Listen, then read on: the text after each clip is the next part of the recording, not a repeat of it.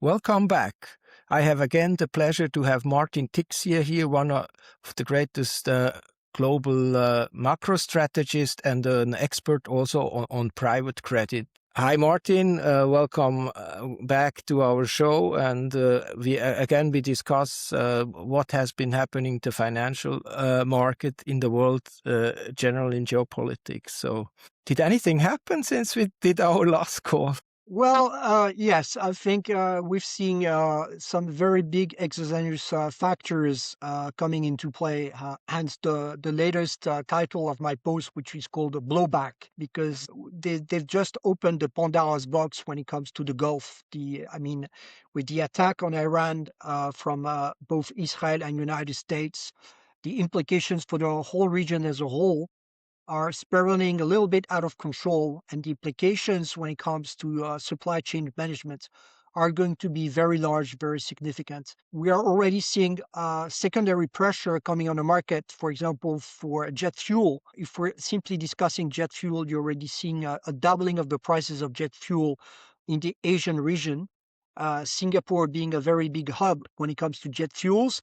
And if we take Australia, they have 16 days of reserves for jet fuel and around 14 days for diesel. So the issue is not only the oil prices where everyone is focusing on, but the issue, of course, is regarding the refined products and all the implications for the region, such as helium products, which serves as a building block for chips, as well for the medical systems. You also have the implication of urea and fertilizers, the region providing around 30 to 35% of the quantity of fertilizers needed for the crops. And on top of that, you can add as well the factor of aluminum, given that one of the largest smelter in the world in Qatar just closed down, and they represent around 30 to 35%. We're really looking at a supply shock. Yeah, no, absolutely. And let me jump in here. And as we record this, the biggest gas field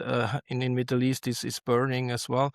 But let me come first on the global implication of it. And I have been also writing in my last Global Real Estate Monthly about the three scenarios, what could happen from here because of the big macro implication it has, not just on this region, but it also has generally. So the scenario one is more like a short-term conflict that should have already ended in this scenario already, or needs to end actually over the next hours or week, actually this week. Then a bit the longer scenario, which lasts like disruption up to like 2 to 3 months, and really then a scenario seen like in the Gulf War of what was it, 79, which caused the second oil price shock and inflationary shock in the higher inflationary times in the 70s. So where are you in this? Certainly, I also been nobody knows. I also assigning probabilities to those scenarios. But what is your opinion on this? I think the damage has already been done for a very simple reason, because you cannot switch back on the natural gas production of Qatar just by pushing on a button. This thing will take time to restart, at least 2 to 3 months. So it means like for the next 2 to 3 months minimum, you will have 20% of liquid natural gas off the market. That's a fact. You also have the implication of refining industries being shut down, smelters as well. All these very highly industrial, complex process take times to restart. You just don't push a button to restart the activity. So, as you said, the shorter it goes on, the lesser the damage. That's what I think is the macro scenario. And as you mentioned, the fact that now the gas reserves of Iran has been struck, we are in uncharted territories, because if Iran starts retaliating in earnest in the local area, then the damages can be much more significant and for a longer period of time. This is a very big concern. Is that the escalation later is still being climbed on, by the belligerents, and it doesn't seem to be any willingness right now to de-escalate on both sides. So it's very difficult to assess the damages, but the damages are already very, very big.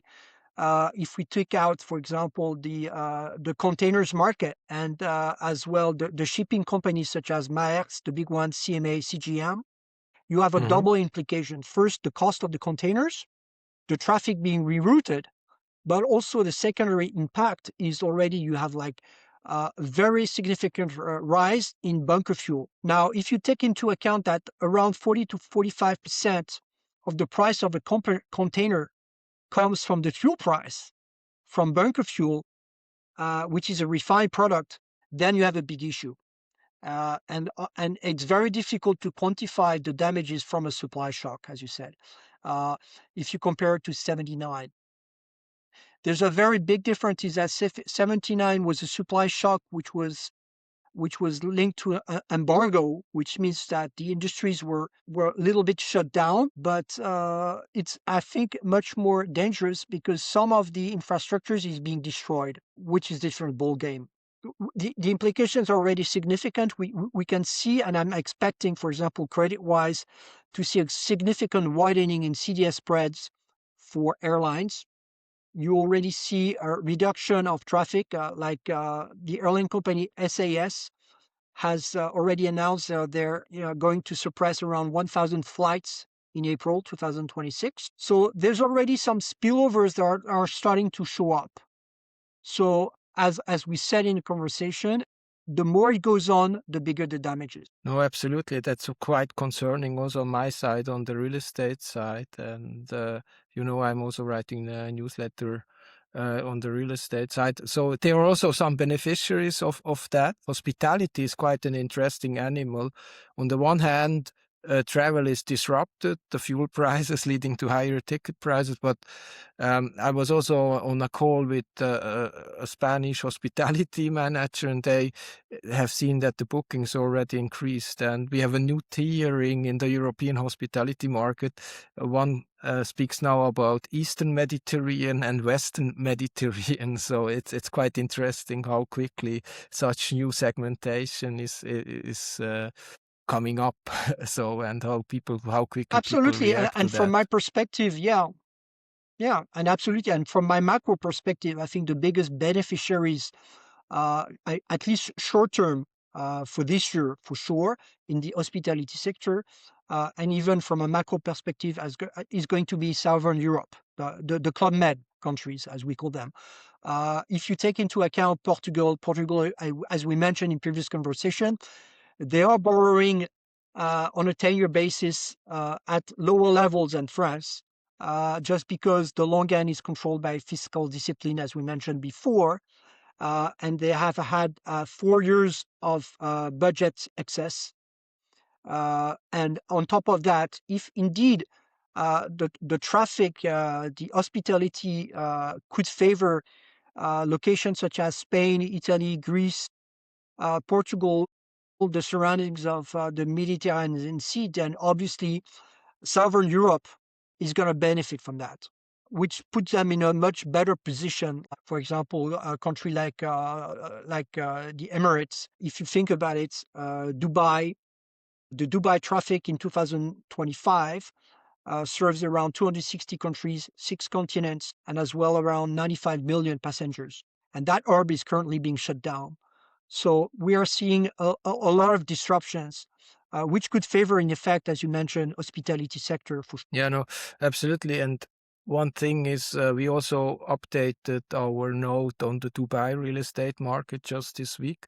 And we issued a longer paper last year where I was a bit concerned about the supply that is coming on Dubai. Actually, over the next 2 years, the supply should have tripled each year. And I was a bit concerned that something could happen on the demand side, because the real estate hawk cycle usually works that way. Usually, if you're building too much, just at that moment you get a Murphy striking. But I would never have expected that we have such a tragic event for the Dubai market. And I really I still hope for them that they can recover, but it looks currently it is really, we need to be realistic, unfortunately here.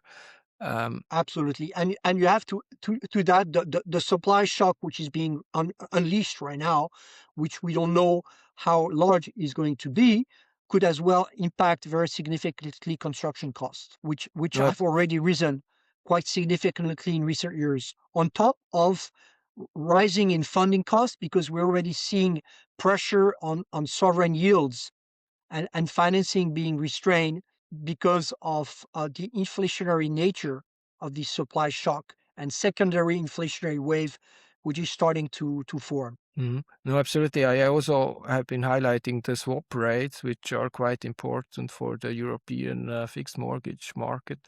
And this one has again rising. We're again reaching almost all not all-time highs, but the highs which we haven't seen since a couple of years. So almost the highs after the Ukraine war, despite the rate cuts actually on the short end. There are some risks, and there are also other risks I want to discuss with you. You are really an experienced credit guy, have been there during the GFC. And what we have also seen, and people now Yes. losing really the focus, is private debt and on private credit. So we have seen that BlackRock needed to mark down one loan from 100 to 0.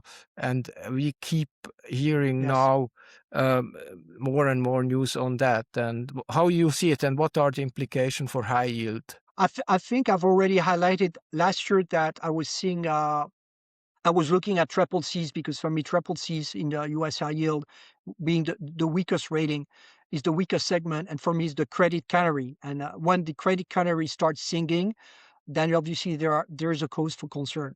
And what I saw for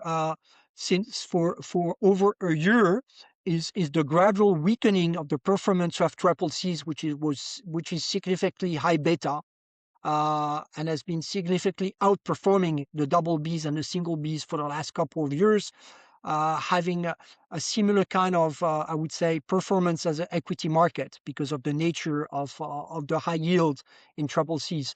But we mentioned in previous conversation that one of the factors showing that the credit cycle was turning was the rise in dispersions in both the equity market as well as in credit market. And what we're seeing year to date is that the total return for the high yield sector, at least in the United States, is negative. Not only for triple Cs, but as well for double Bs, single Bs. And for me, it really means that on top of the exogenous factor we're seeing coming from the Gulf, you have as well some kind of contagion coming from private credit. And the issue with private credit relative to what we experienced during the global financial crisis is that we had, for example, the CDS market as an early warning system. Because when you have public markets, listed bonds, then obviously credit spreads are indicative of growing risk. When you see spreads widening in the CDS space, then obviously you know that something is going on, and you see rising dispersion on the issuer level, so you have some signals. But the issue with private credit is coming from the lack of liquidity and the way the loans are marked. And what is significant, I think, is like very large, sophisticated credit players, such as the likes of KKR, Blackstone, BlackRock, Apollo. All these guys have experienced some kind of losses in some of the lending they've operated in some spaces due to some Ponzi unfolding, where you had some collateral which were pledged several times. And now there's a cause for concern. You're already seeing some significant redemptions because of the contagion effect. And it doesn't mean that everything is rotten in private credit. Absolutely not. But the issue is once you start having question in one sector, things can unfold quite rapidly because of the fear factor, because of reflexivity, as George Soros would call it, and the contagion effect.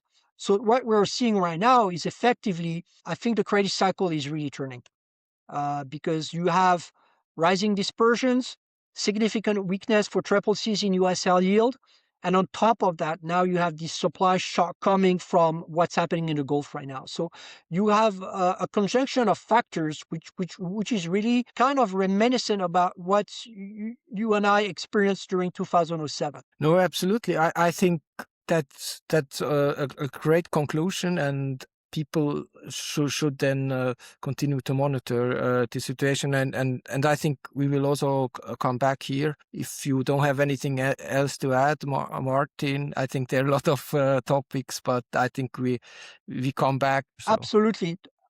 I just want to add as well, which is concerning, is wars are inflationary in nature, and as we mentioned before, you're not getting any protection in the U.S. long end, for example, because of rising volatility in the bond volatility index move. So, I mean, if you want to play defensive, you need to keep a low duration. And I think the best cushion you can get credit wise, if you need to have fixed income exposure in the credit sector, is first to be very selective in a sector, such as the energy sector, provide you some protection as well in investment grade, but as well you need to keep duration pretty low. I think in the bucket of 1 to 3 years, even 4 years, because you don't have any protection in the long end. We've seen a significant volatility since the beginning of the month, where like you had U.S. 10-year receding to 3.95%, and now the U.S. 10-year is trading around like 4.20%. So volatility is very big in the long end. So you're not offered any kind of safe haven as you could previously see in U.S. markets. Absolutely. That's a good final comment, a good take-home message to shorten the duration in the portfolio and go more for rather short duration. Thank you very much, Martin, and Absolutely. we And come back switching, I would again. say, I would, yeah, I just wanted to add one little thing. I think it's time to play a little bit more defense, like rotating from high beta to investment grade, and keeping a duration pretty low. That would be the message which are coming from credit markets, I think.